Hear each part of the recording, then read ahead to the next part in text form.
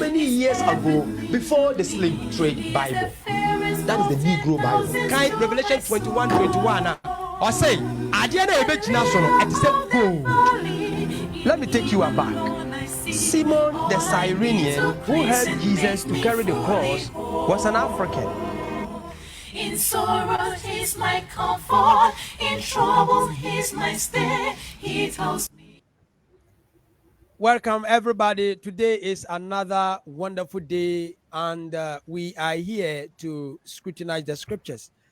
It has been several weeks when there was two great men who love to explore in the Bible, and one is Prince and one is Godfred. They will give short introduction about themselves.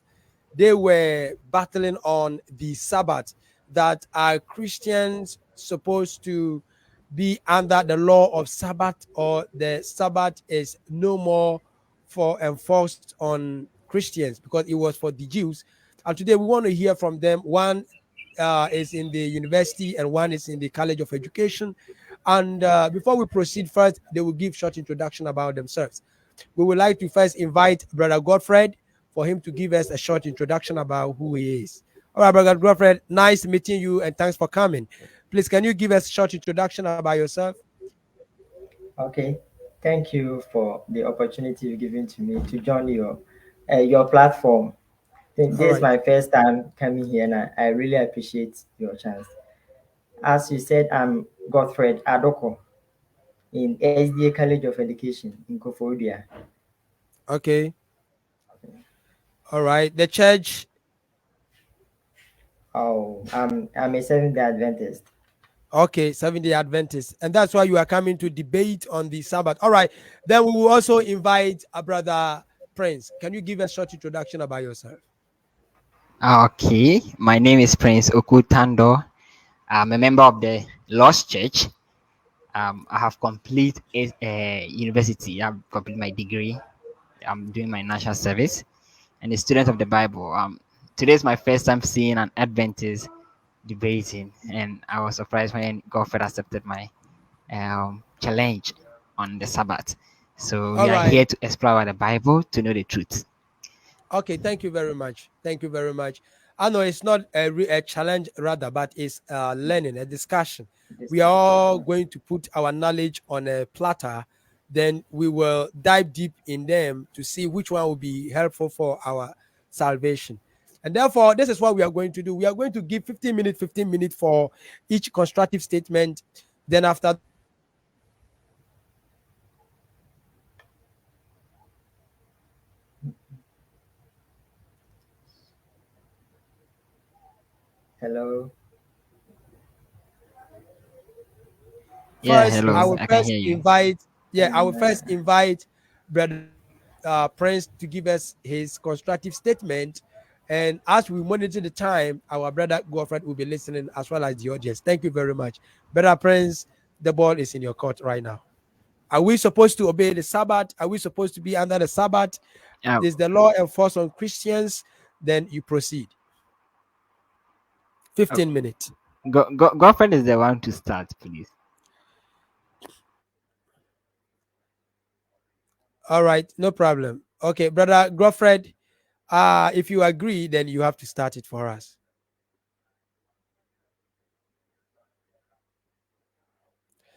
We don't hear you. Please, can you check your? All right, wait, hold on. At- Okay, we can hear you now. Okay, brother Godfred. Yeah, we are okay. Yeah. okay, Okay, we are. if I'm going to start, there's no problem with that. All right, start. Okay. As I've already said, I'm very happy for having this opportunity to have a discussion on the Sabbath. Please, can you hear me? Yeah, we can hear you. We are waiting. Okay. To have this discussion on the Sabbath. So today we're going to look at whether Christians are to keep the Sabbath or they are not to keep. So I'll start by taking us to the beginning, how God created the earth, the how He made all things into being. I will start by saying that the Sabbath is a universal. It's a universal thing that God created, and he made this thing in the Garden of Eden. And in the first week of creation, it was in the first week of creation that God created everything. And the Sabbath too is part of the things that he created. So I want us to read Genesis chapter 2, verse 1 to 3, so that we will see how God made the Sabbath. So when we read Genesis chapter 2, verse 1 to 3, it reads, "Thus the heavens and the earth were finished, and all the host of them. And on the seventh day, God finished his work which he had done, and he rested on the seventh day from and he rested on the seventh day from all his work which he had done. So God blessed the seventh day and hallowed it, because on it God rested from all his work which he had done in creation." So it was on the first week that God created the Sabbath. And in Genesis chapter 2, verse 1 to 3, there are three things that God did on this day. First one, he rested. Second one, he blessed the day. The third one, he hallowed it. So these are some special things that he did. Then one thing too that I want to say concerning this is also that this Sabbath, the Sabbath existed when man had not sinned. When there were no sin in this world, there was Sabbath. It means if Adam and Eve had not eaten the fruit, they would be Sabbath in that perfect world until the ages, because there were no sin in this world. I also want us to look at another instance where we see the Sabbath as a universal law, or as universal for mankind. When we look at the Ten Commandments were the words that God Himself spoke to the Israelites. And after speaking it, He also wrote them on a stone tablet for Moses. In the Ten Commandments, the fourth one is about the Sabbath. And I'm not emphasizing on keeping the Sabbath, but my emphasis is on the reason why the Israelites were to keep the Sabbath. So when we look at Exodus chapter 20, Exodus chapter 20, verse 8 to 11, it also reads, "Remember the Sabbath day to keep it holy. 6 days you shall labor, do all your work, but the seventh day is a Sabbath to the Lord your God. In it you shall not do any work, you or your son or your daughter, your manservant or your maidservant, or your cattle, or your sojourner, who is within your gates. For in 6 days the Lord made heavens and earth and the sea and all that is in them, and rested on the seventh day. Therefore the Lord blessed the Sabbath day and hallowed it." So we can see that God gave them the instructions to keep the Sabbath, and He brought uh, beginning the verse 11. It brought the explanation conjunction for, and the for is giving explanation on what is already said. And here is telling us that because He created the earth, heaven and earth in 6 days, and on the seventh day He rested. That is the reason why He's telling the Israelites to keep the Sabbath. Not that they were different from the other nations, or they were because of anything, just because that He was a creator.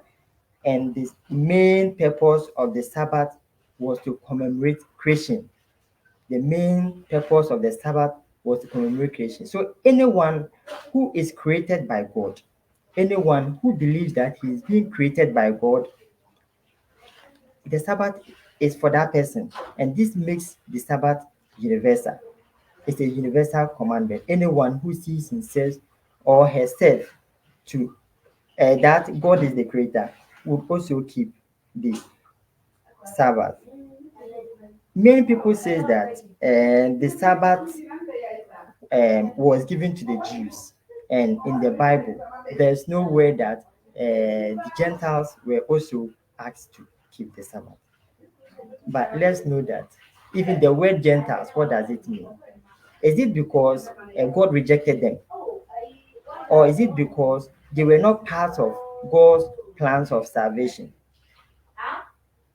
We can see that the Gentiles were Gentiles because they rejected God, not that God rejected them. So when we look at Isaiah chapter 56, Isaiah chapter 56, verse 1 to 8, the prophet Isaiah gave some message to the Enoch and also the foreigners who were living among God's people. That is Isaiah chapter 56, verse 1. That says the Lord, keep justice and do righteousness, for soon my salvation will come and my deliverance be revealed. Blessed is the man who does this, and the Son of Man who holds it fast, who keeps the Sabbath, not profaning it, and keeps his hand from doing any evil. So God was saying that he will bless anyone who keeps the Sabbath and and does not profane it. Let me continue. The verse 3. It says, let not the foreigner who has joined himself to the Lord say, the Lord will surely separate me from his people. I'll end this one. The verse 3, I'll end it. So God is telling the foreigner that don't think that because I'm a foreigner, God has separated me from his people. So when we jump to verse 6, it continues. And the foreigner who joined themselves to the Lord to minister to him, to love the name of the Lord, and to be his servant. Everyone who keeps the Sabbath and does not profane it and hold fast my covenant, these I will bring to my holy mountain and make them joyful in my house of prayer. Their burnt offerings and their sacrifices will be accepted on my altar, for my house shall be called a house of prayer for all people. Amen. So here we can see God calling foreigners, those who have joined themselves to God. We know that there are people during that time, not that God rejected the other nations, they rejected God. Those who recognized God, those who followed him, God still recommended to them that when they keep his Sabbath, he's going to bless them as how he blessed the Israelites. So God, though God didn't list any laws for the Gentiles, but he still wanted them to keep his Sabbath because the Sabbath is a universal law, and it reminds us that God is the creator. He's the creator God because it takes us back to the Garden of Eden. Now, I just brought all this into mean that even the Gentiles were also to keep the Sabbath, though the laws were not listed for them. I want us to also come to the life of Jesus Christ. Did Jesus Christ condemn the Sabbath, or did he abolish the Sabbath?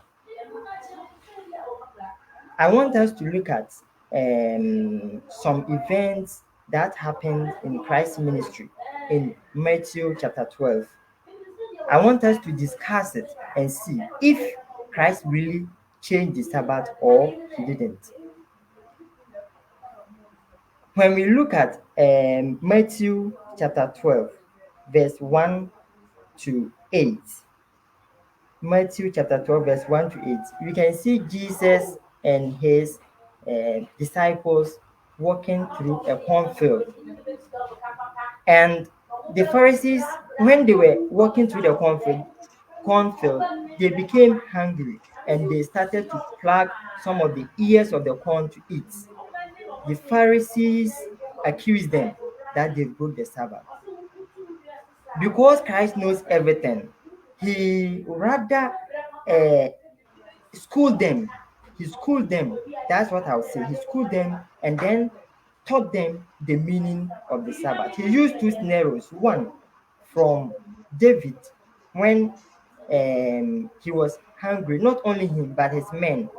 They went to the high priest and then ate the showbread, which they were not supposed to eat. It was to be eaten by only Son. the priest, Yeah, Master but Son. they ate it. The same way you Ah, know the akanya capital letter. hello. Okay. Hello, please. Can you hear me? Yeah, we can hear you. We are listening. Okay.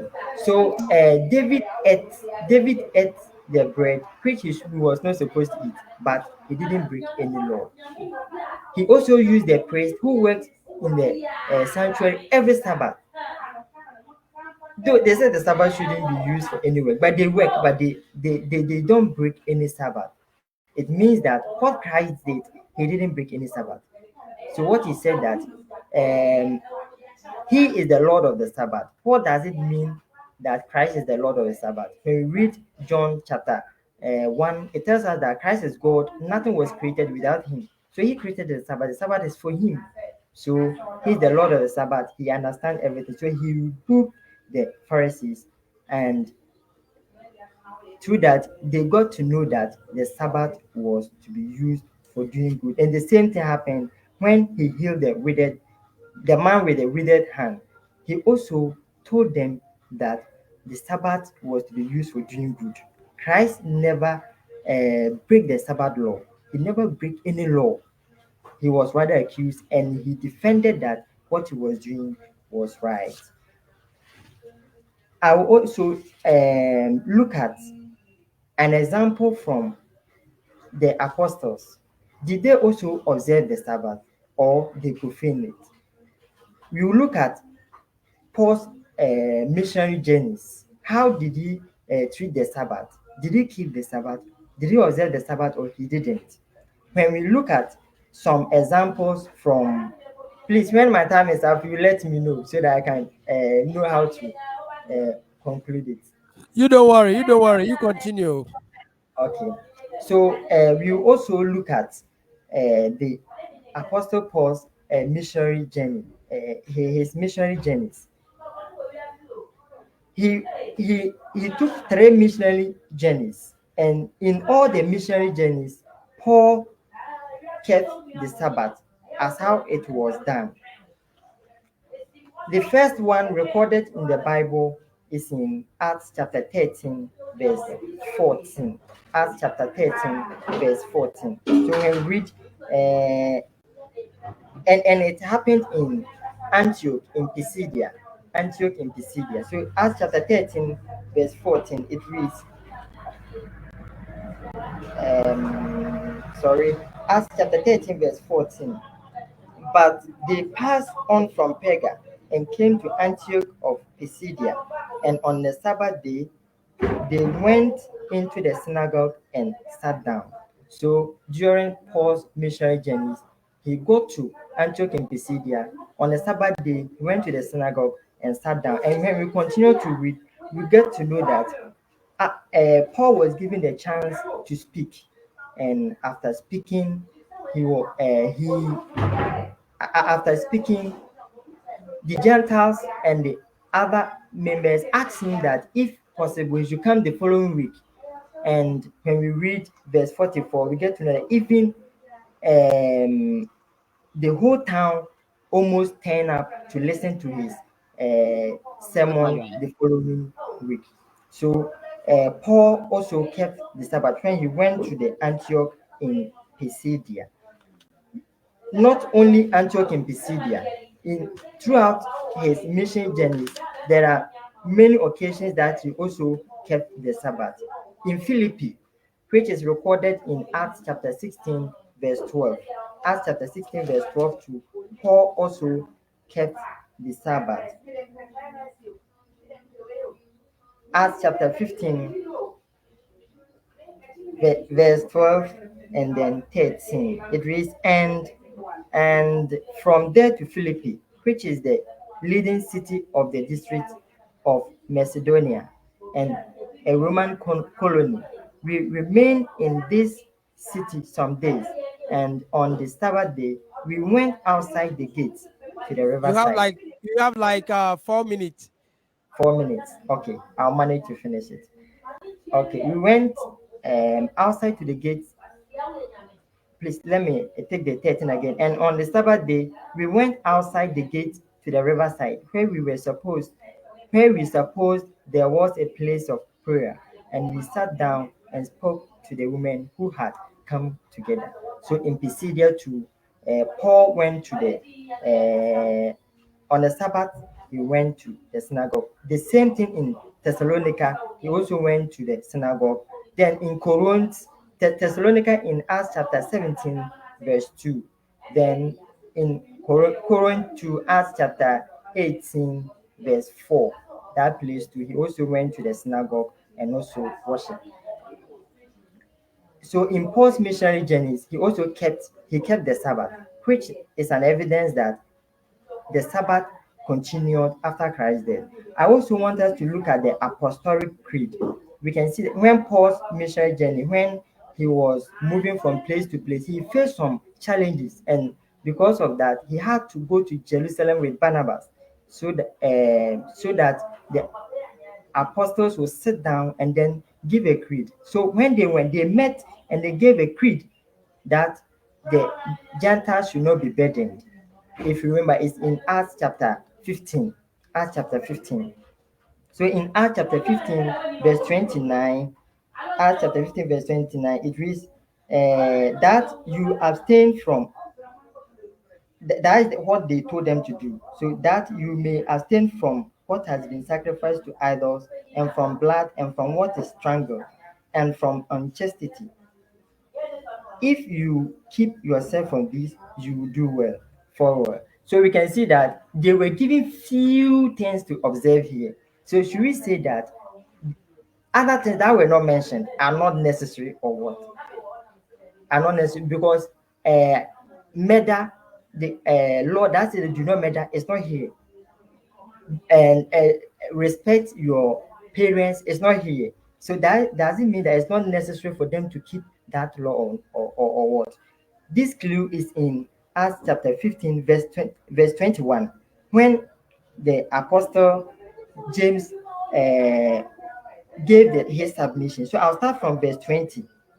It reads, but should write to let me start from verse 19. Therefore, my judgment is that we should not trouble those of the Gentiles who turn to God, but should write to them to abstain from the pollution of idols, and from unchastity, and from what is strangled, and from food, and from blood. From verse 21, for from early generations Moses has had in every city those who preach him, for he is read every Sabbath in the synagogues. So Apostle James suggested that they should give them these few commandments You have because, 1 minute. okay, because they were taught, they read the law every Sabbath. Therefore, there is explanatory conjunction, which was explaining what is already said. It means that details were heard every Sabbath. It means that during the time of the apostles, they were worshiping on the Sabbath. So he referred them that they should give them the few commandments because details was held every Sabbath. So the Apostolic Creed also give us evidence that the apostles kept the Sabbath. And when we read Isaiah chapter 66, verse 22-23, it tells us that in the new earth that we will go, there's going to be a Sabbath over there. There's since my time is up, is Isaiah chapter 66, verse 22 and 23. It tells us that there will be Sabbath. So if All right. you get Sabbath, you observe Sabbath in heaven, then it should be on earth here. Christians too be in heaven. So Christians are also to keep the Sabbath. Thanks. All right. Thank you very much for giving us such a great constructive statement on the Sabbath on your side, claiming we should celebrate the Sabbath. All right. We will now open the floor. Since the two of you came under compromise that each spending 15 minutes, 15 minutes, Prince will also have 15 minutes for his first constructive statement. And the ball is in your court, brother Prince. The time is 3:36. And after 15 minutes, I will stop you. Then we will go to the next level. Continue, brother. Thank you very much, Brother Peter Polly, for such a wonderful platform for us to discuss about the Sabbath. First of all, I give thanks to the Almighty God for making today possible. Okay, if it's not His grace, we will not have had this debate.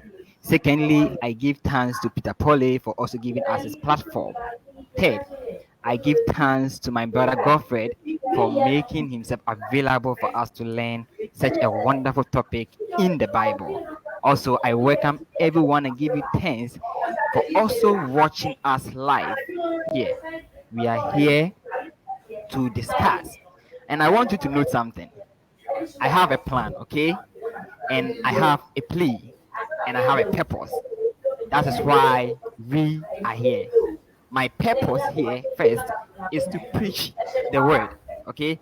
In First Timothy chapter 4, verse 1 and 2, Paul told Timothy to preach the word, whether in season or out of season.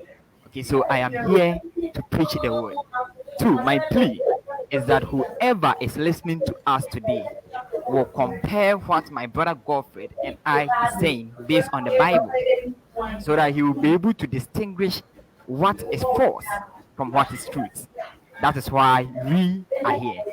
And my third one, that is my plan, is that I'm here to pull down strongholds. When we open our Bible to First Corinthians chapter number 10, verses number 4, this is what Paul said. And I'll read it out for you. First Corinthians chapter 10, verses number 4. It reads, and all drank the same spiritual drink, for they drank of that spiritual rock that followed them. The Second Corinthians rather. Second Corinthians chapter number 10, verses number 4, not First Corinthians. I was reading First Corinthians. So let's go to chapter 10, 2 Corinthians chapter 10, verse 4. Rather, it says, for the weapon of our warfare are not carnal, but mighty in God for pulling down strongholds. So we are here to pull down the strongholds of my brother Godfred in the Sabbath school. I'm not saying I hate Sabbath people. No, I'm not. I don't hate Adventists. I really love them. That's why I'm here to have a discussion with my brother Godfred. Godfred, I hope you are doing great. First of all, my brother was making an assumption which is not found in the Bible. He was saying that Adam and Eve was given the Sabbath. They observed the Sabbath. But to be frank, if I'm supposed to tell you this, Adam and Eve never observed Sabbath. Abraham never observed Sabbath. No one prior to Moses on Mount Sinai ever observed the Sabbath. When we read through the Bible, yes, in Genesis chapter 2, verse 1 to 3, we find out that God blessed the Sabbath. He rested on it, blessed it, and hallowed it or sanctified it. But my brother forget to know that there is a figurative speech there, and that is a prolepsis. Prolepsis talks about what happens at present, what is happening present, but he talks about what also happened previously and combine them together and says that, oh, they are happy, assuming they are happening at the same time. I'm going to give you an example. In Matthew chapter 10, when Matthew was mentioning the names of Jesus Christ, he says something here. Matthew chapter 10, this is what he said. Chapter 10, verses number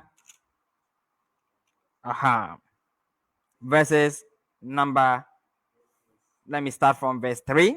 It says, Philip and Bartholomew, Thomas as the Matthew, the tax collector, James, the son of Ephras, and Lebbaeus, whose surname was Thaddeus, Simon the Canaanite, and Judas Iscariot, who also betrayed him.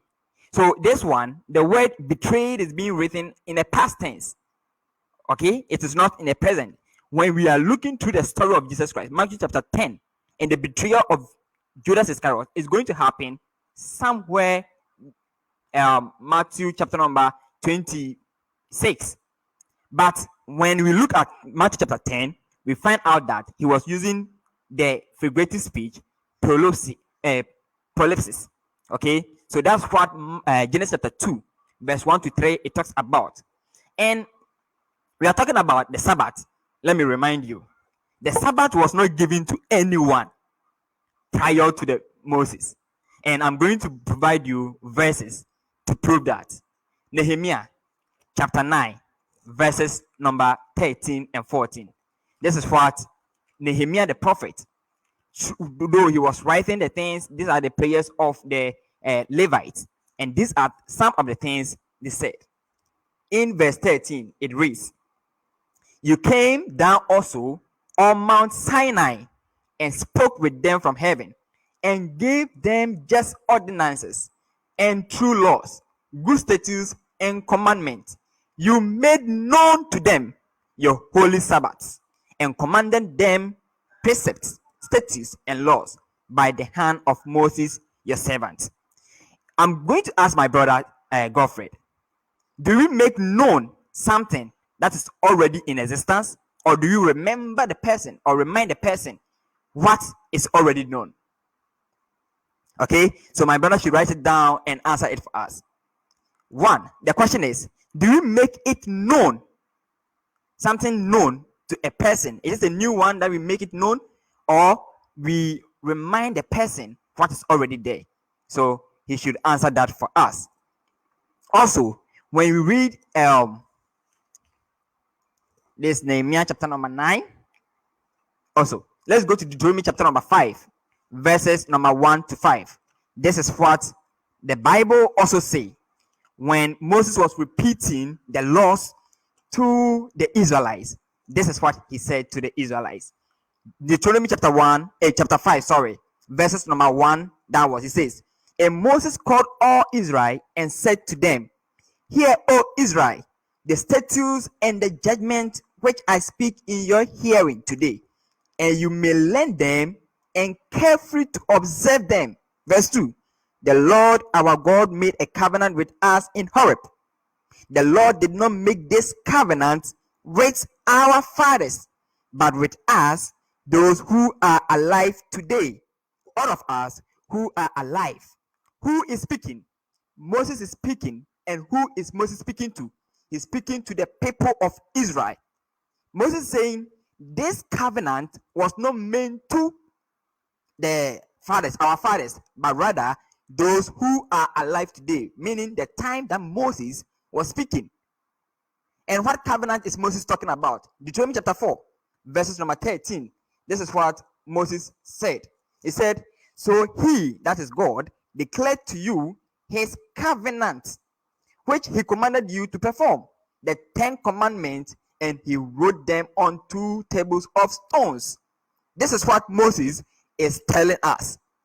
So God made a covenant, which is the 10 commandments, and Moses is telling us that God did not make this kind of covenant with our fathers, but rather he made that covenant with the people of Israel that day he was speaking with.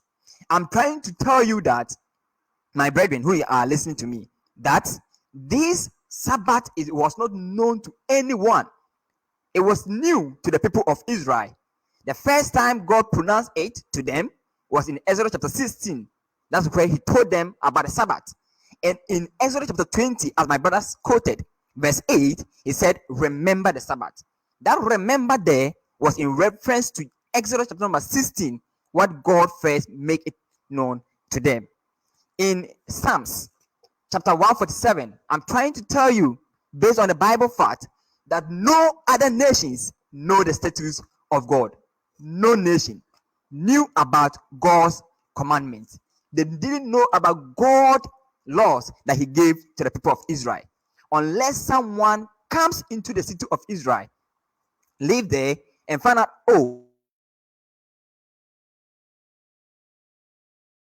find it that he wants to also do what? He also wants to obey that kind of laws. Like in Ghana, if someone leaves his country, let's say Togo, and comes to Ghana, and he wants to be nationalized for Ghana, he's supposed to obey all the rules of Ghana. That's it. So those that my brother was talking about in Isaiah chapter 56, verse 1 to 3, and he jumped to verse 6, he was talking about those who are proselytes, those who have nationalized for the nation Israel, but not the Gentiles. Let's listen to what David also said. Psalm 147, that's 147, verse 19 and 20.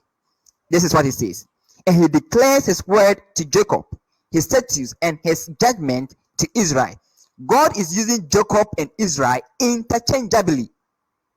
Okay, so when you see Jacob here is not talking about the human Jacob, but rather the nation Israel. And he has not dealt this with any nation.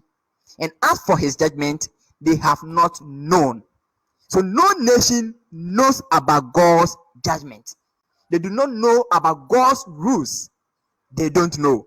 So my brother was saying people, the Gentiles knew about it. The Gentiles knew about it. No. But we are focusing on the Sabbath. So what should we do? Let's go to the prophet Ezekiel. Ezekiel chapter number 20. Ezekiel also tells us that the Gentiles do not know. And also, God made the Sabbath known to the Israelites on Mount Horeb. This is what Ezekiel says. Ezekiel 20 verses number 10 downwards. It says, therefore, I made them go out of the land of Egypt, referring to the people of Israel, and brought them into the wilderness, and I gave them my statutes. So God is saying it was on the wilderness that he gave them his statutes, and I gave them my statutes and showed them my judgment, which if a man does, he shall live by them. Moreover, I also gave them my Sabbaths, not one, plenty, plural, Sabbaths, to be a sign between me and them, that they might know that I am the Lord who satisfy them. So he said he gave them my Sabbath. So it was there that God gave them the Sabbath. And Moses is telling us that God made that covenant with them in Mount Horeb, not all men. Nehemiah has told us that God make it known about the Sabbath on that place. Also, that is where the Sabbath was being made known. My brother taught about Adam and Eve observing Sabbath, but he did not give any proof about it. Yes, he cannot give any proof. There is nowhere. He can just make an assumption about it. So my first question is, do we make known a new thing, or we make known something that was given already? So that is my first question.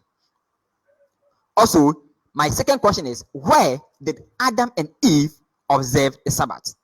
My brother was also complaining and saying, oh, Jesus Christ observed Sabbath. Yes, Jesus observed Sabbath. I give it to you 100%. Why did Jesus Christ observe Sabbath? Christ was born under the law to redeem those under the law. Christ was born under the law to redeem those who were under the law. So if Christ was born under the law and he's redeeming those who were under the law, does it mean people need to go back to that law? You are under a heavy rock, and I was also born under that heavy rock, and I have redeemed you from that heavy rock, and you claim to go back. Is that what you want? So this is talking about the Jews, that what Christ did for them. Galatians chapter number 4, verse 4. Let's All right, bro, take you our have Bible. like 3 minutes. Okay, let's take our Bible and go there, and I will try and respond to most of his statement that he made concerning the apostles. Galatians 4, verse 4 to 5. But when the fullness of time had come, God sent forth his son, born of a woman, born under the law, to redeem those who were under the law, that we might receive the adoption as sons. So God allowed his son to be born of woman under the law to redeem those who were under the law. So if my brother is saying that he wants to go back to that law, then it is him that he wants to go, but not me, because Christ has redeemed those who were under the law. That means there were some people who were not under the law. According to Paul's statement, there were some people who were not under the law. And who were those people? So my brother will be there and say, okay, what will God do about the Gentiles? In Romans chapter 2, Paul says, those who died without the law will be judged without the law, but those who died under the law will be judged by the law. I will leave the remaining minutes for my brother to help him answer my questions. And when he comes there, All right. then we provide it for. Thank you very much. All right, you are welcome, brother. Thank you very much for being patient with us. And right now, what we are going to do is we are going to have 10 minutes for rebuttals. Okay. In case any of you has a problem, can you hear? Then you Oh, will have to rebut whatever he said. So we will give the platform to brother Godfred. You have 10 minutes, 3:51. So after 10 minutes I will stop the time, then we will jump to brother Godfred, brother Prince. So brother Godfred, you have 10 minutes for rebuttal. okay. But I must admit that Brad Prince did not come with his own. It means if I didn't say anything, were you not prepared to give anything? Because you came to reply what I said. Because it seems you didn't come along with anything to say. You just came to reply what I've said. Okay.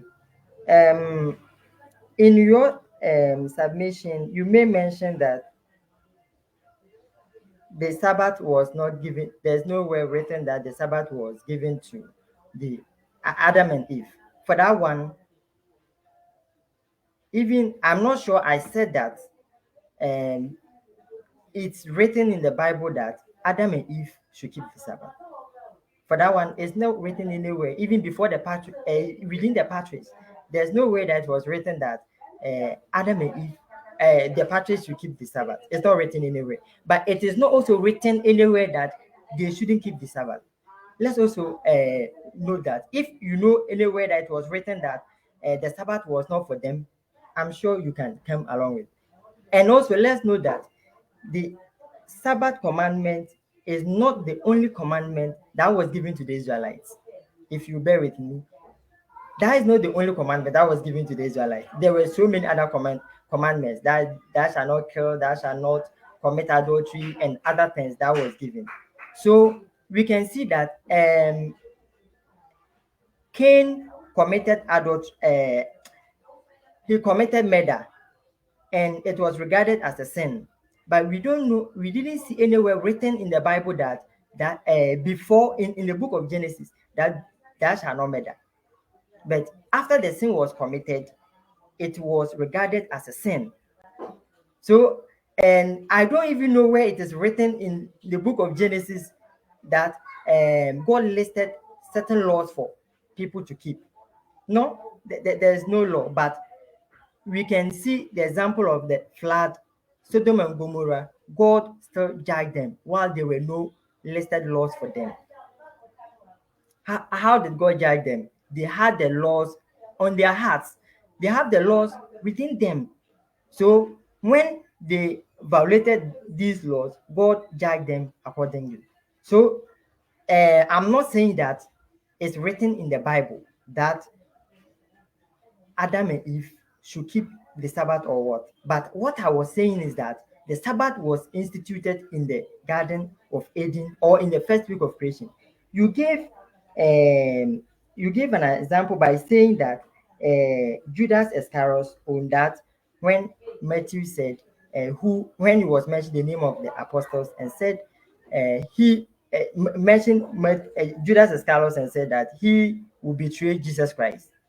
You made mention of that, but by then he had not betrayed Jesus Christ yet. So does it mean that he didn't? The book was written after that. The book was written after the betrayal. So that's how it was written. So if it was written before, he wouldn't have added that. That one, okay. So will we say that on that day, when Bible said on the first day of the week, in the first week of creation, on the seventh day, God rested, He blessed it and made it holy. He didn't do that, or what? Or is that what you're trying to mean? I just want you to clarify that. Are you saying that on the first week of creation, when God created the Sabbath, did He bless it? Did He rest, bless it, and made it holy, and make it holy? Or are you saying that He didn't? Per what you're saying, how you are comparing to this one, what you are trying to mean, what you are trying to link. Are you saying that because it was given in, it was said later on? Is it are you trying to mean that the it didn't happen that way or what? Because it was part of God's creation. It was a day that He didn't create in it as part of the 7 days of creation. When we take it out, the days of the week will be six. Mean God created. My emphasis, what I was trying to make from there is that even when there were no sin in this world, the Sabbath existed. That is the point that I want to make. That's the point that I wanted to make. Then you also ask this question that do we make an old thing known? Do we make an old thing known? So you are trying to mean that if the Sabbath was a new thing, then it was an old thing, then you won't be told to remember. If I get it well, that's what you are trying to mean. Or or it seems you are nodding, but I don't know what you are trying. But I understand that maybe because you said, "Do we make an old thing known?" Because Nehemiah was saying that God gave them His commandments. God gave them His commandment, the Sabbath and other things. And you are saying that the Sabbath, if it was there already, then they wouldn't be reminded of it.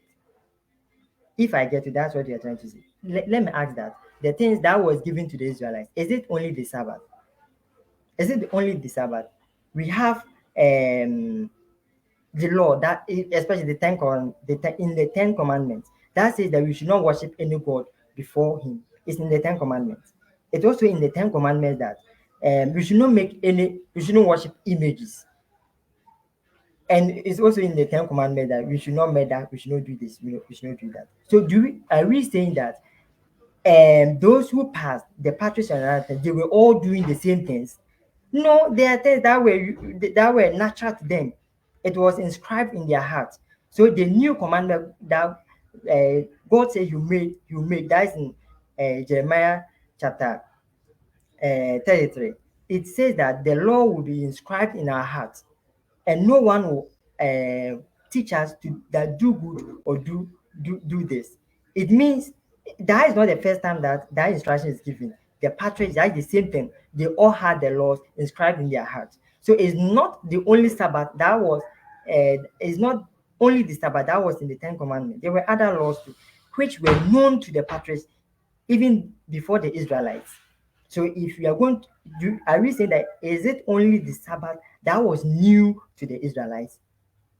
Isn't it only the Sabbath that was new to the Israelites? Or what? Because Cain, when he killed his brother, he murdered, and it was a sin. It was a sin unto him. Even though the other side is ceremonial, because when he was to offer the sacrifice, God didn't accept it just You because have he didn't do it well. you have like 2 minutes. 2 minutes. Okay. So he did not offer good sacrifice. So God didn't accept. Where is it written that he should do this or he should do that? So this is what I am trying to tell you, that do not make your mind that um, everything should be written during the patriarch's time. They didn't have any listed laws, but they had laws that was within them, that God guided them. The Israelites, God gave them those laws because God gave them the laws because they've been in slavery and they have forgotten God. If we can even testify this on their way going home, what miracles didn't God do in the face of these Israelites? He did a lot of things, but they still forget Him. That is the reason why God gave them those laws. And He also chose them so that the other nations too will know God. That is the mission that God gave to them. I also want to ask this question that um, I gave, I said that the apostles kept the Sabbath. Christ also did, and none of them condemned the Sabbath. The verses you gave, I'm not saying that they are contradictory. The Bible never contradicts itself, but none of them challenge that God's Sabbath exists. So, is there any way that the apostles changed the Sabbath? If you have any place, you can tell me, especially where they change it to other day or what. Me, in the Bible, when you read evidence, everything shows that they kept the Sabbath and they did not keep any other day. It's in the Bible. So this is what I also leave for you. Do you have anywhere that is written that the Sabbath was changed? Okay. All right, thank you very much, Mr. Godfred, for the 10 minutes rebuttal, we will also give Brother Prince the chance to also give us 10-minute rebuttal on your statement. And brother, your O- time starts now, 4 o'clock, 4:10. You have to stop. Okay, thank you very much. Godfred, in your rebuttal, you were talking about where did you say Adam and Eve um was commanded to keep the Sabbath from the Genesis, from the book of Genesis. But that is not what you said earlier when we were having discussion, not our previous discussions, but right here when you started your statement. And I would love you to go back and watch what you said earlier. You said Adam and Eve also kept the Sabbath. And that is where I was asking for evidence. And you went on to say Cain and Abel, God did not give commandment to Cain about killing, but it was written in their hearts. But this is where you fail to understand. Wait. When God created heaven and earth, he gave permit for Adam and Eve to eat only grasses. That is what God gave to them. If Adam and Eve were supposed to kill even an animal there, since God have not given them permit, then they have gone against the commandment of God, because God gave them only grass to eat. So if they kill animal to eat any animal, it is against what God gave to them. So God did not give man permit to kill his brother. So when man kills his brother, it becomes a sin. And in James chapter number 5, verse 17, it says, the one who knows good and does not do, it is a sin for the person. So Cain knew that he does not need to kill his brother because God has not given him permit to do so. So if he kills his brother, he has sinned. And that is the sin Cain committed. You're talking about Sodom and Gomorrah, that God, they did not give them law, but they were able to be punished. You forgot that God instituted the law of marriage in Genesis chapter number 2 and Genesis chapter 1 when he created Eve for Adam. So if man goes against the rules, that is the natural law that God has created, the marriage, he is permissible to be punished. And homosexual was part of the sin of Sodom and Gomorrah. That is why God punished them. So that was your question. You also asked me, God season, when did God bless it? As I said, the word there, the figurative word there was prolepsis. Okay, prolepsis. It happens later. When Moses was writing the book of Genesis, all the event has already happened.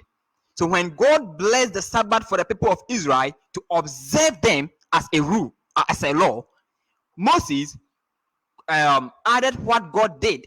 That is, he resting on the seventh day, and what God have done presently, combined them together and wrote it as if it happened that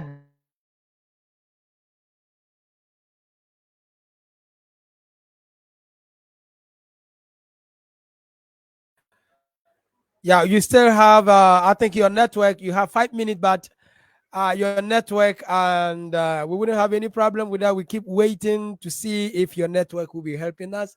Brother Prince is also on the rebuttals. He is on for he is against the notion that we should be under the law of Sabbath. Christians must observe Sabbath. Whilst Brother Godfred is a Sabbatarian, 7-day Adventist, and saying that we are under any moral obligation to be under the Sabbath law. And Brother Prince is on the rebuttals for 10 minutes. He has spent 5 minutes, and he's having a little problem with the internet right now. We really don't know how it will go, but in case anything, maybe we may have to call him on the phone. Then he continues the 5 minutes. Anyway, as you are watching this debate, in case you have any question, please ask the question on the comment section. And then when you ask the question, please, among the debaters, the one you would like to throw the question to, please add the name. Let's say you want to send it to Prince. You can write first Prince, and then you can make like inverted comma, Howard Dash, or so. Then you continue with your question. Then I will know which debater the question is forwarded to. We're still waiting for Brother Prince, and it seems he's not coming on stage owing to the internet. and we will check certain things up. Maybe we have to call him on the phone, and then he can continue for the 5 minutes because we are almost done with the debate as the guests also make the analysis on whatever is going on. Let me call Brother Prince right now and see.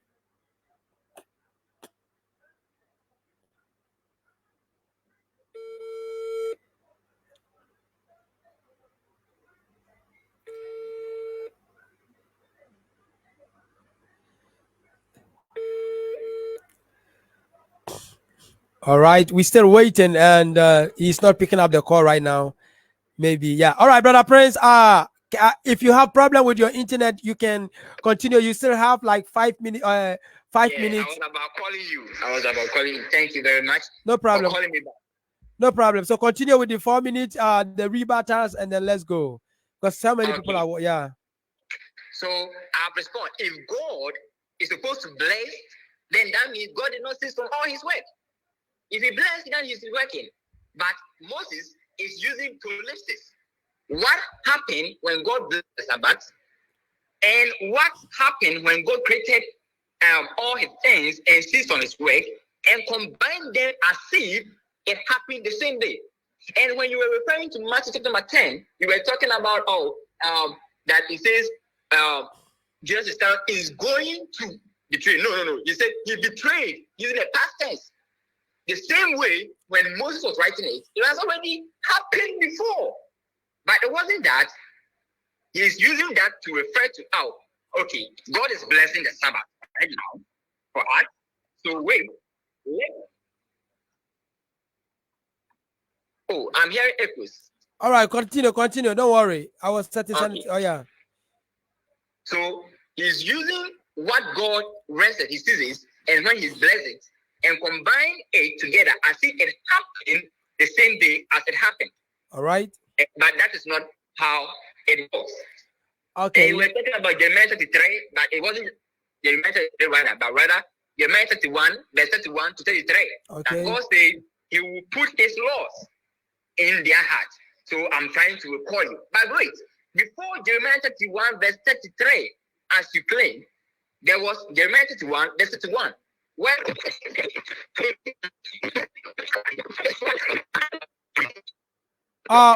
check up your network. I think we're not hearing it well. Check your network. I think you have like 1.5 minutes. You are almost done. Let's say 1 minute because of your yeah. So check your network. All right, proceed. Let's hear. Okay. God said he's going to make a new covenant, and that covenant is not like how he made with them on the Mount Horeb or on the in the wilderness. That covenant is a new one. And it is not the same as what you are claiming that he's going to put his law, the 10 Commandments, in their heart. No. But rather, he's going to make a new covenant. And in Matthew chapter 20 says, verses number 20 says that was, Christ said his blood is a new covenant. And he instituted the new covenant. When you get to our questions and answers, I know you bring all your questions and I'll get time to answer. I'm also trying to join live again. All right, no problem. Okay, your time is up. Thank you very much, Brother Prince, for this wonderful rebuttal. And right now we are going to give each and every person 5 minutes. You ask the person questions for him to answer. So we are going to begin from Brother Godfred. Brother Godfred is going to ask you questions and you will be answering, whilst Brother Prince, after Brother Godfred, you two will be asking questions and then you two will be answering. And on my time, we have 4-9. And therefore, Brother Godfred, you have the stage now. You have to be asking the question. And then when it is, it's 5 minutes, right? So I'll monitoring the time. So the ball is in your court. Please ask the question. There are some audiences, some of them are giving out comments. And then we will also tell you guys to also be answering. All right, brother. Ask Brother Prince questions. It's 4:10 right now. So 4:15 we stop you. Okay. One question I want to ask, but I wanted to say something before I ask the question. Well, he said that I said Adam kept the Sabbath. I will never retreat if I say Adam kept the Sabbath. For that one, I will never retreat. I'm not. That's why I said that there's no Bible evidence that says that maybe God told Adam and Eve to keep. The same way, there's no Bible verse that says that Adam and Eve should not keep. So, from my point of view, what is the essence of God making it there? What is the sense of God blessing it and then making it holy? And it's because God, because it's something that was existing. And if you remember, during my main submission, I mentioned in Isaiah chapter 66, verse 22 and 23, that even when God will make the new heaven and the new earth, there's going to be Sabbath. It means that God had an intention to make this thing to stay. He's making it something that was to stay. One question I want to ask him is that he made mention that the Genesis chapter 2, verse 1 to 3 is not as how the way Moses, the way it was written, that is not how it happened. Moses added something to it.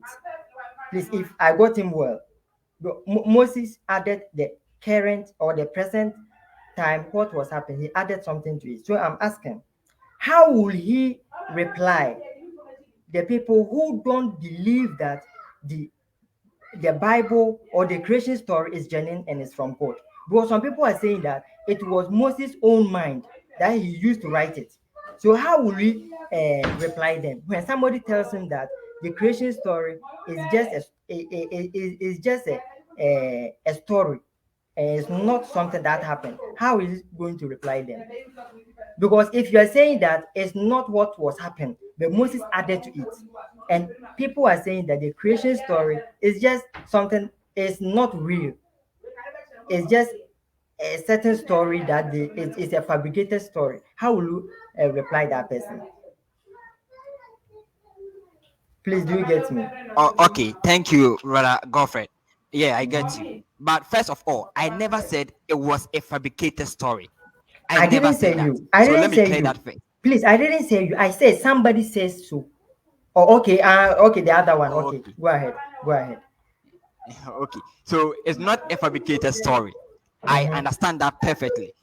But I said it's a figurative speech. When we come to literary devices, we have what we call prolipsis, taking what happened right now and things that has happened maybe in the past. Not that, like for example, let me say, um, in the past, someone betrayed someone, okay, and I'm now writing the story, and I come and tell you, um, Elvis who betrayed Godfred, as if the time that I'm writing mentioned the people who betrayed Godfred. I wrote the name. Oh, the friends of Godfred is Adam, Kwame, Yao, and Kweku who betrayed Godfred. That time I'm writing is not the time that Godfred betrayed or Kweku betrayed Godfred, but rather it was later in my story writing that he's going to do so. When God gave Moses the permit to write about the story of the creation, they use what we call prolipsis. And that is what Moses did in Genesis chapter 2, verses number 3. That's if you get me right. Oh, I get you, but I hope you get my questions too. You get my question too, because what you're saying, you say you use prolipsis. Somebody will tell you that prolipsis, it means that you use his mind. He based on the No, current issues. He based on the the current issue to write it. That's what it means. But he the based on the current issue, the what was going the on, and Bible. he wrote. Mhm. Is that not what you're trying to No, do? no, no, no, Because no, it no, was no, not what no. happened. The He based on the Bible current has issues and then wrote it. the wait, wait. The Bible wait. Mhm. The Bible has literary devices. One Okay, minute we have left. simile, we have metaphor. Mhm. Okay, we have personification. So if you're talking about literary devices, you shouldn't presume that he used his mind to do so. There are literary devices that he applied in Mhm. writing those statements. For Please, example, when you go to Proverbs, please, my time is. It says Solomon you are not used still answering my question, personifications. and my time too is fast going. So, are you trying to tell me that the whole Okay. story of creation is figurative? Is that not so? The whole story I of never creation is said figurative, so. right? I said Moses applied. I didn't say so. I said Moses applied literary devices, prolipsis, in Genesis chapter 2, verses number 3. Because the reason why I'm asking you that question, because we have um, a creation account starting from Genesis chapter 1 straight to Genesis chapter 2, verse 3. And there are so many things that are mentioned over there. And even when we scrutinize it, then an atheist, because when you listen to atheists, sometimes they make things, they say some things, and sometimes it makes sense because they see some of the things as stories. They see them as stories. When you read um, how animals were created, God, I He said think the He time called is up. them. He said He called them. Please let me make this one. Even You it land, won't be a no question. problem, no problem. He said He called them to happen. Then when we go to the second account, it also tells that God made them with soil. Have you seen it? When you read Genesis chapter 2, it tells how God made those bears, animals, and other things. He said He made them from the soil because um, He made them from the soil. And here in Genesis chapter 1, it says that He called them and they came. Somebody will say that they contradict or they do what, and even to say that the whole creation story is false. Have you seen? So why should you pick a part in the creation story and say that it was a prolipsis and using a literary terms to defend yourself? It means that you are discrediting what you said that Moses wrote from First his of own all, we are mind. not talking That's what about it means.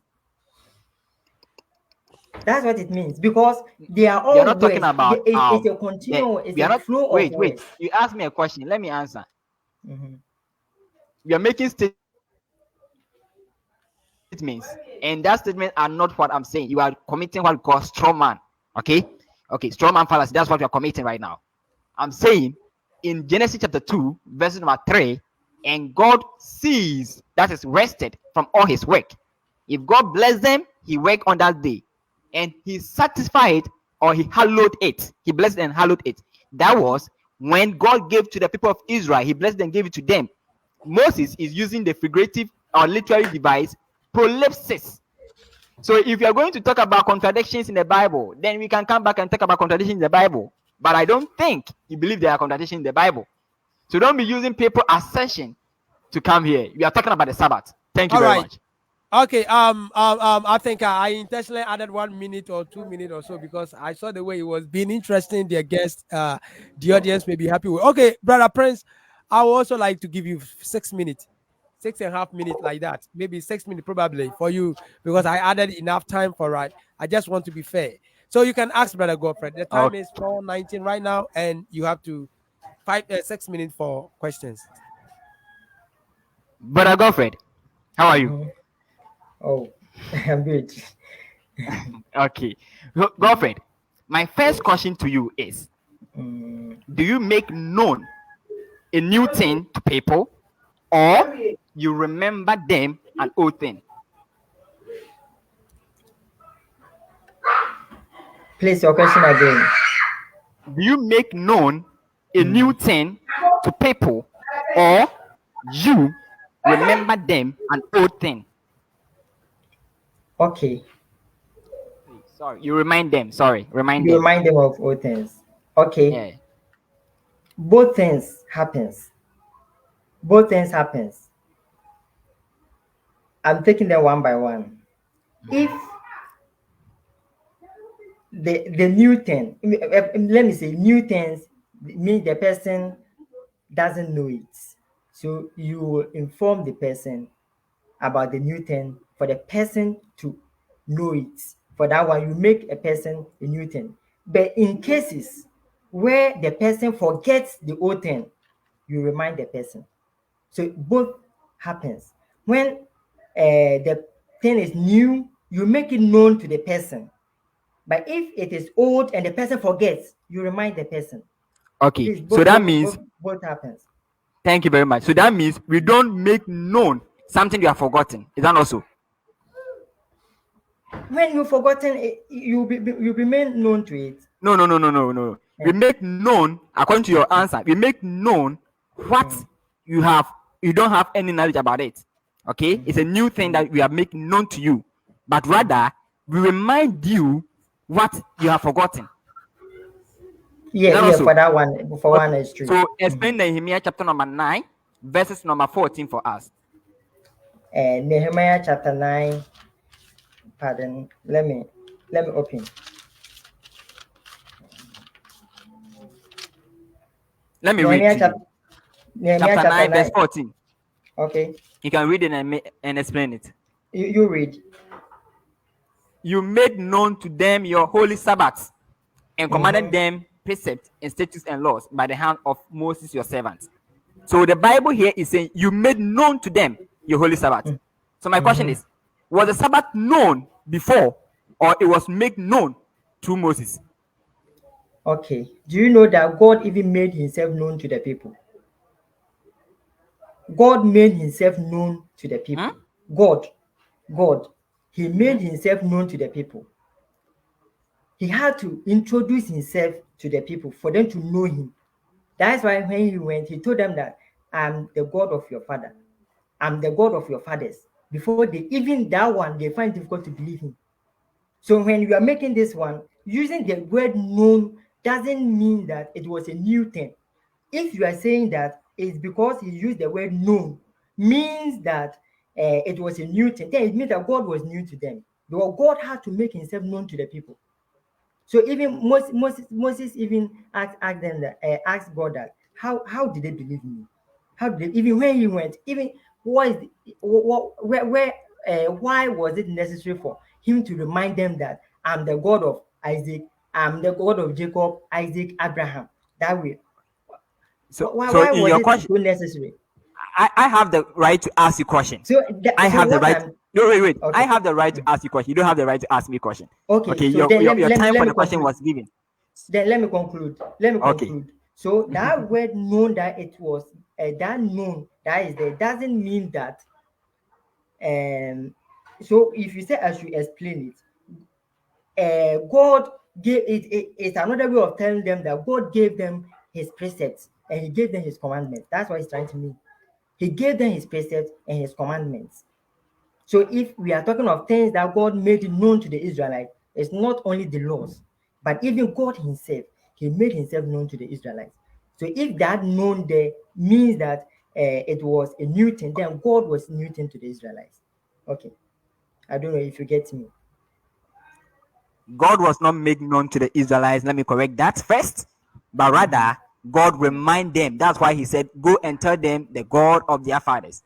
So they know that they have a God there. So he remind them. He did not make known. And in your statement, you said God reminded them. Okay. So God did not make known to them. Let's continue on. Do you observe the Sabbath because Christ observed the Sabbath? Yes, please. I observe the Sabbath because Christ observed. Okay. So in Luke chapter number 2, verses number 22, this is what it says. Let's go there. Luke 2, verse 22. And now, when the days of her purification according to the law of Moses were completed, they brought him, that is Jesus Christ, to Jerusalem to present him to the Lord. As it is written in the law of the Lord, every male who opens the womb shall be called holy to the sacrifice and offer a sacrifice according to what is said in the law of the Lord, a pair of tortoise dove or two young pigeons. Do you observe that because Christ also obeyed that law? Do you also do the same? Please, I don't.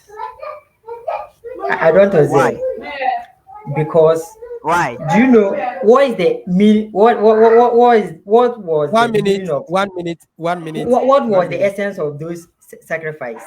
That sacrifice that God says for you purification. for purification. And what does it mean? What does it symbolize? What purifies us? That sacrifice was Is for purifying the purification. Israelites. So So if it don't was ask me a question. I have the right to no, ask you a question. Please answer me. it's a rhetorical question. I'm going to answer it myself. It's a rhetorical question. Okay, thank you very much. What was um, let me say, purifying the Israelites. It was a sacrifice. What purifies us? It symbolized Christ. So you can read the types of Sabbath in Leviticus chapter 23. You can read. There were a lot of Sabbath over there, and everything that was there had what it represented, Time is up. and that purification represented Christ. So today Christ has died, and I don't have to go through that purification anymore. All right. Thank Okay. you very much. Thank you very much, Brother Prince and Brother Godfred. Now it is time to go to the audience and check out their questions for you to answer. I think I've got some questions here and I would like to read them out. This is called, let me see. Okay, I want to read some comment. Nick Sinico. It was foolish to say Adam and Eve are under Sabbath law because the Sabbath is special to the Israelites in remembrance of them. That God redeemed them from slavery. That's what he said. And then he repeated it. If you are a Christian, if you are a Christian and you have to observe the Sabbath celebration of the Eucharist, you don't have to observe the Sabbath. You can define Christians as followers of Jesus. Remember, Israelites are God's chosen people. They are special as Gentiles. We are not under Sabbath law. And then he came again. I think he gave a lot of comments, and then I'm checking our questions. Next, he said, Mr. Moderator, please make them stick to the topic. The questions is out of topic. And someone said, did you guys tip out of the topic? All right. Now, he said, in this current century, government in black man countries are deceiving citizens to enrich themselves. Black man to force the government to make life, and this is, I think this is, man, I think nobody asked you a question. They were giving comments, but my motive is, okay, all right. So I think I want him to explain. Okay, somebody says and next, Papa Boat in the UK. Yes, he's in the UK. I know this guy's he's doing masters in the UK. A great man. He said, please, I want him to explain Jeremiah chapter 3, verse 14 to 16. I think this question is pointed to Brother Godfred. Jeremiah chapter 3, 14 to 16. They say you have so please get ready and explain to his live watching and he wants to explain. Please, I want to yeah. So Do you have? please let Do you me. also have to give answers to it? Pardon. Okay. So Jeremiah chapter 3, verse 14 to 16. It reads, return, O faithful children, says the Lord, for I am your master. I will take you, one from a city and two from a family, and I will bring you to Zion, and I will give you shepherds after my own heart, who freed who fed you with knowledge and understanding. And when you have multiplied and increased in the land in those days, says the Lord, they shall no more say, the ark of the covenant of the Lord. It shall not come to mind, or be remembered, or made. It shall not be made again. Amen. All right. So he said you want you to explain. Amen. Please, it's on the screen. You can watch it. He said, please, I want him to explain Jeremiah 2, 14 to 16. And I know this is pointed to you. Yes, but he's talking about the end of age, what will happen.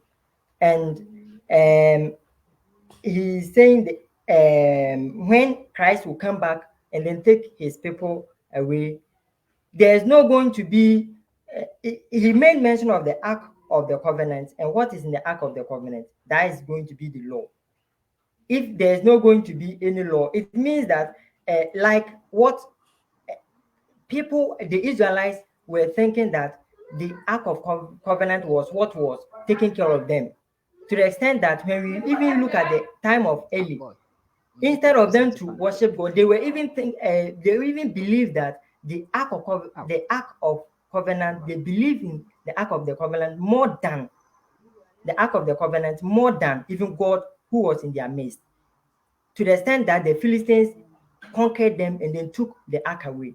So it means that they will rather look up unto God or look up unto Christ more than looking up unto what they think they can do or on the law. It means that God is going to save them, gather them from where they've all. Even that one is figurative and shows about all how God is going to make all of us new and how He's going to accept everyone and take us into His kingdom. Thanks. I don't know All if right. I'm okay. Yeah, I'm not. You are not answering me. You are answering the audience. You got it. So, checking out through the comments, I think these are the questions that were sent. And then, thank you very much, brother Prince and brother Godfred, for spending the time being on the platform, coming at a dialogue in a debate form to scrutinize the scriptures, putting your ideas on a platter, so we all can dive through. And then I think he sent a comment right now again, bro. I think he should come again with the explanation. I think he says still you should come again with the explanation. So and next to Papa Boat is saying that please come again with the explanation. So before I proceed with what I wanted to wrap things up, but since the audience, I am not the one to judge, it is the audience. So please come again with the explanation. The James Jeremiah 3 verse 14 to 16. Hello, brother Godfred.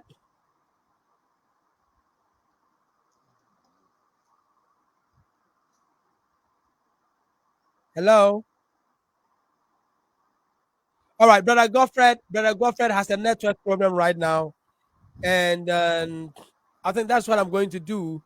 I am going to call him on the phone for him to answer the question as it happened to Prince, and we will be waiting. Okay. And in case Prince, I think the question is pointed to brother Godfred, and it won't be possible for brother Godfred to answer the question, brother Prince to tackle the question because it was not pointed out to you. I don't want a Oh. situation where I don't want a situation whereby the audience will not be satisfied with the program that we. Uh-huh. Okay, and an audience also contributed that we should add a phone call so that the audience. I think. All right, so I'm going to do that. I'm going to do that. I am going to add a phone call, and in case the audience want to contribute or say anything, they will be okay. Brother Godfred, do you please continue, proceed? He wants you to please give explanation on the Jeremiah 3:14. He said he's still not fed up. Okay, so what I was saying is that God is going to restore it. And Israel has been in a lot of apostasy. Israel has diverted from God's plan.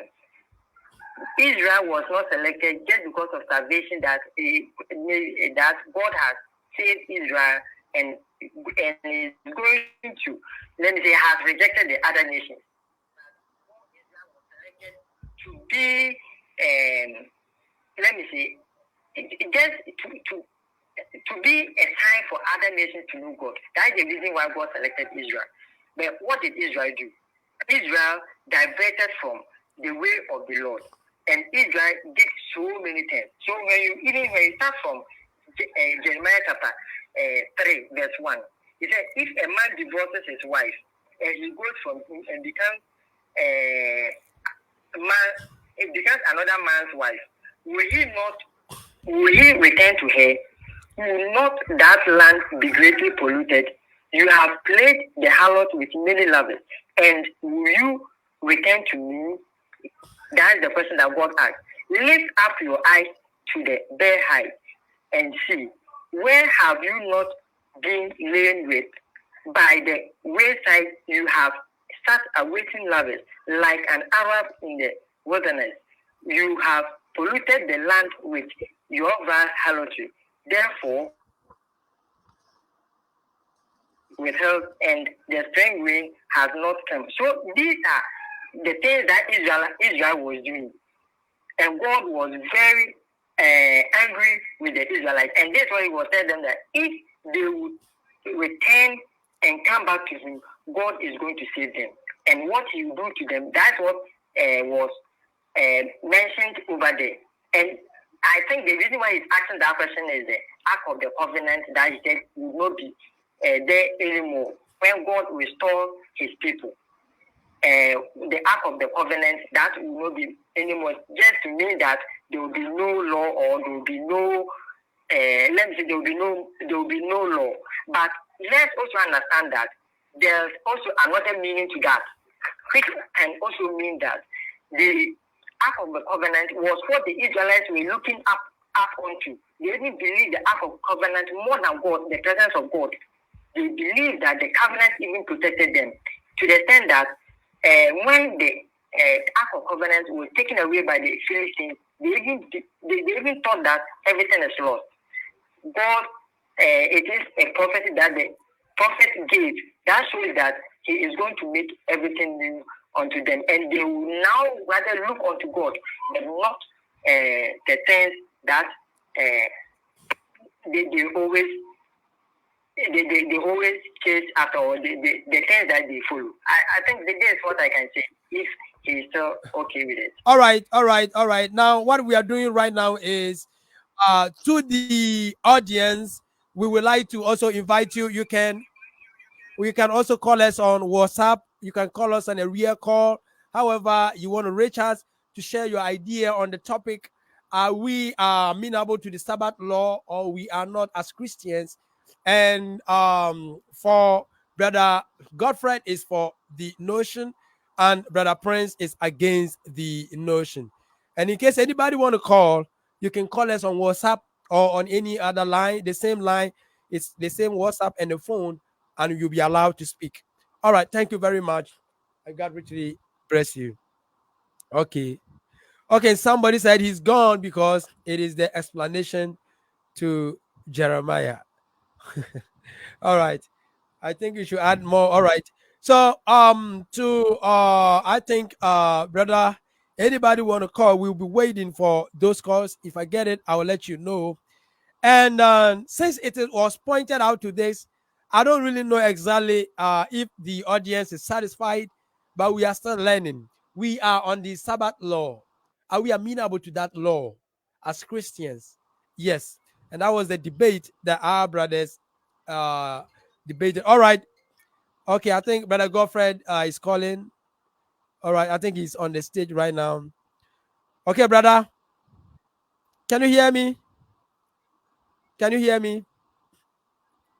Unmute your Yes, unmute. I All can right. hear you. All right. Thank you for coming. We have added the phone number on the screen for the audience. Now it is up to the audience. You can call, or through the comment section, you can ask the question. Through the WhatsApp or on phone call, when you call, you ask them the question. We want to make it very interactive so they can answer a whole lot of questions for the audiences. And then we all will come on a compromise to know whether we are amenable to the Sabbath law or we are not amenable. All right. So we're still waiting. And then I will have to give 5 minutes for that. And after the 5 minutes is done, we will not welcome any question. We'll wrap things out and we'll call it a day. God richly bless everybody who took part in this debate, being the audience, being the debater. God richly bless you all for, in fact, giving us this time. When it comes to salvation, things pertaining to our salvation, we don't joke with it. I will try every means to make sure that we will be successful when Jesus comes to judge mankind. If it isn't heaven, we wouldn't have been here to debate on the Sabbath. I am the host, Peter Pauly, and I am not here to judge, but the audience to put the knowledge, the ideas, the information that were brought in by Prince and Godfrey together, bring them together, scrutinize it, and then be tapping up the useful information that will help your soul, and then be throwing out those things that will not help you. God richly bless you. Okay, we are not getting any question. And before we leave the stage, I would like you to give just 1 minute for each. Give your closing remarks. So we are going to begin from Brother Prince, because since Brother Godfrey began, Brother Prince, we are going to start. Please, can you give us a short closing remark? All right, hold on. There is a question here. What is the benefit of Jesus Christ's death and resurrection if we are still under the law from Seto? I think this is pointed to looking at the question is pointed to Godfred. Godfrey, somebody asked, what is the benefit for Jesus Christ's death and resurrection if we are still under the law? Can you answer, please, the benefits? Okay. Um, Jesus Christ did not die. When he died, I mean, the time he died, he didn't just die because maybe let me say when the prophecy was made, not 1 year before, from the foundation of the earth, that plan was made, and the plan was made that he would die to save mankind. So if we being under the law does not mean that let me say, I don't know even how to explain this. When we talk of law, the law means many things. Please, I hope you all know that even the whole book of Moses is regarded as law, and that's the Torah. It's all regarded as the law. So if Christ died, he died to save us, and his death does not mean that we can do anything that we do. And like let me emphasize this: we are not under the law. For that one, is true. Let me emphasize that we are not under the law. As my point of view right now, we are not under any law. For that one, let me point that we are not under any law. But according to the Apostle Paul, it's through the law that we get to know sin. So that's what I can say. So we are not under any All law right. anymore. All right. Somebody was asking, what religion are our debaters from? They are Christians. No, The no, no. debaters are from. He asked a question. What region? Before Oh, saying okay, what okay, okay, religion. okay, all right. Uh-huh. What region are our debaters from? Okay. Brother Godfrey, I think your introduction and Brother Prince, you didn't give out where you were. I think you made a big mistake. I want you to speak it out. Your Brother Nick, Saniko, want to know. Brother Godfrey, please, where are you speaking from? What region? Eastern region, Kofodia. You are Eastern region, Koforidua, and Brother Yeah. Prince. I am from WhatsApp board here, but now currently at Cape Coast. Okay, okay, all right. What's up, boy? Yeah, all right. I know you were trained. You were trained by King From the Solomon. Western region. Okay, King Solomon. You were trained by. All right, no problem. So we really thank you so much. As I want us to wrap this out because it seems that nobody's calling or WhatsApping, and the questions are okay. And then we would like you to give your closing remark, beginning from Brother Prince and uh, L. All right. Then after Brother Prince, Brother Godfred, and then we wrap things out and we close. All right. I wanted to give a submission of my brother Godfrey's answers to the questions, but because our host said I don't have the permit, that means I don't need to do so. But I No, will be. I need to be fair to the two of you. But okay, in case And Brother it paid Godfred, me no one asked me a I want it question to be friend. I because want it to be I friendly. heard. So if hold on, if Brother Godfred will agree, then Oh, I think I let can. him go ahead. Let him go All right, ahead. okay, Brother Prince. Okay, you can go ahead. I will give you like 2 minutes to do that.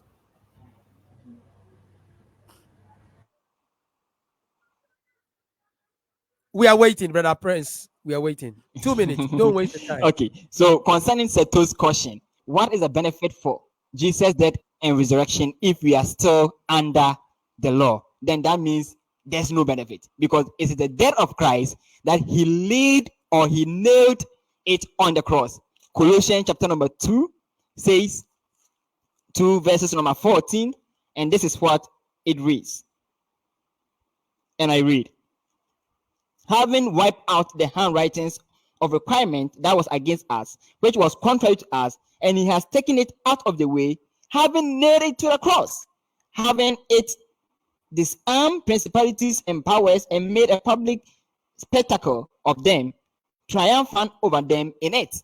So it was through the death and resurrection of Jesus Christ that he nailed the laws on the cross. So if Christ's death, the law is still in enforce, then there's no benefit. But according to our brother Godfred, we are not under the law. That means why? That means no one is supposed to obey the law because you're not under it. I'm not under the law of USA. Am I required to obey the law of USA? No, I am not supposed to obey that. So if you're not under the law, that means you're not supposed to obey the law. Now, Christians are under the new covenant laws. The new covenant has a law, and that's the law of Christ. Galatians chapter 6, verse 2. So we are under the law of Christ and not the old covenant that God made with the people of Israel. Also, our brothers say that it is through the law that we got to know sin. And this is what Paul said concerning that law. He says, it is that law that made him know sin. Then he said that that law is what it says, thou shalt not convert. If that is the law, he says that we are dead to the law. That's Romans chapter 7. Paul says, we are dead to the law that says, thou shalt not covet. And what law is that? My brother could not have brought it up because it will make him very tight. If I'm supposed to give my submission of all our discussion, I'll be having a program on my channel, LTBS TV. I'll be coming live to talk about plenty things concerning Sabbath. I will talk about plenty things concerning denominations, also about Islam, so you can get time and subscribe to it. Let's come back to my submission. Christians in the early age never observed Sabbath. And during the time that Justin Martyr was having a debate with Twyford, Justin Martyr asked Twyford to provide where the early patriarchs ever had what we called Sabbath. But they never provided because the Jews, they have no proof. And my brother Godfred could not prove it. In Christendom, the Christians and the early Christians, the church fathers, never observed Sabbath. And he was talking about, Acts chapter 13, Acts chapter 18. Paul went there to preach to the Jews because it is where he would be able to get the Jews. In Acts 18, he went to the Gentiles, and that was what the Gentiles do. They were not observing the Sabbath, but because it was on the seventh day, and he was writing about how the Jewish people behave and they know about the seventh day being Sabbath, he wrote it that on the Sabbath day, he went to the river bank to speak with the Gentiles, but not that the Gentiles were observing Sabbath. There's no way that the early Christians observe the Sabbath, but rather they go to the synagogue. That was where they read the laws of Moses to preach to them because they will get plenty people there. And because time will not permit, I won't be able to give more Bible verses. But on my channel, I will rebut everything my brother said, and we will go through all the debates that we did today. All right. Thank you very much, brother Prince. All right. So, brother Godfred, give us a closing remark. Okay. I'm very grateful for this opportunity that you've given to me to engage in this discussion. But one thing I want to say is my brother didn't come with any submission. He just came with, he just came to, let me say, rebut what I said. He didn't come with anything. And also, it's one thing to discuss the Sabbath and also the law because the law is very broad. And I think we have another time for the discussion of the law too. And what I'll say is we've all shared the word. And when I started, everything I said, I gave it from the Bible. And let's read the Bible with clear and open mind, and we will understand. Through the Holy Spirit, it will open our heart and we understand what God has in store for us. And let me give much appreciation to Brother Prince because when we plan to have this program, it's not now. Let me say that was last year, if I recall. That was from last year. And by his grace, he's able to come off today. So we thank God. And also the host, Mr. Peter. When we are starting, we are having so many challenges, but by His grace, He helped us. So you too, God bless you, and much blessings and thanks to our listeners for having time to listen us. God bless us all. Amen. Amen. All right. Thank you very much, Brother Prince and Brother Godfred, for such a wonderful discussion on the Sabbath, whether we are amenable or not amenable. And with your constructive statement, as the audience watch and listen,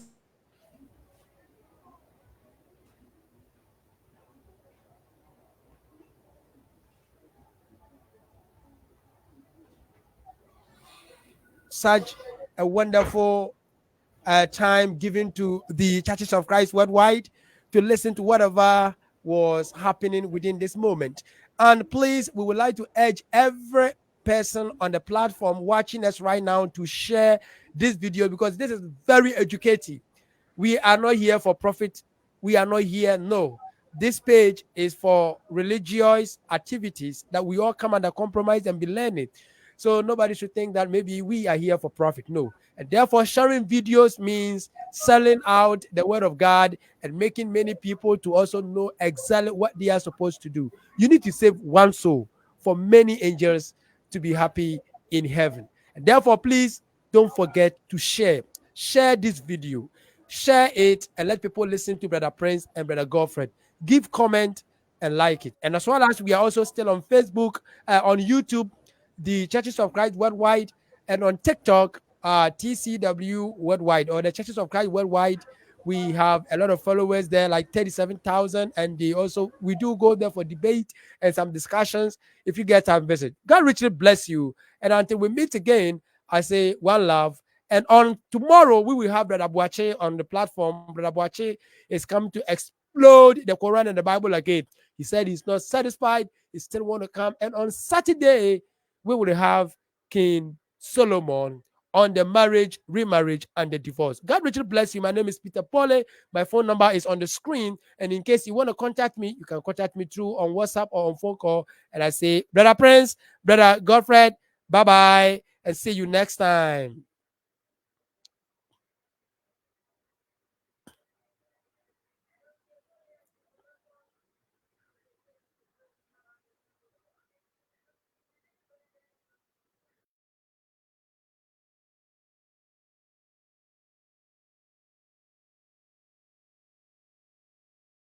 So the original Bible was written so many years ago before the slave trade Bible. That is the Negro Bible. Kind Revelation 21:21. Or say,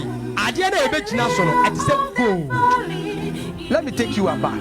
Simon the Cyrenian, who helped Jesus to carry the cross, was an African. In sorrow, he's my comfort. In trouble, he's my stay. He tells